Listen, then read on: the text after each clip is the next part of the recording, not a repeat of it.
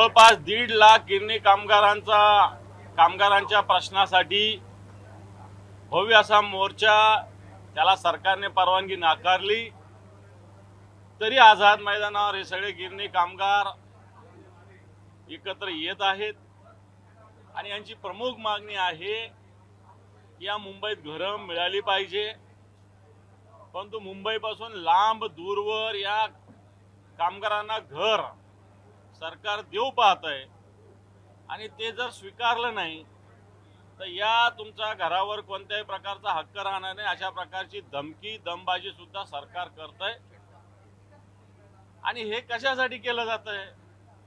हे गिरणी कामगाराचा अंत किती बघणार आपण? परंतु एक बिल्डर आहे चड्डा प्रायव्हेट लिमिटेड म्हणून याची घरं घेतली जावी, याचे खिसे भरले जावे आणि हे घरं गिरणी कामगारांना थोपवलं जावं म्हणून सरकार गिरणी कामगारांना मुंबईच्या बाहेर हकलण्याचा प्रयत्न करते। परंतु गिरणी कामगार आणि मुंबई हे अतूट नातं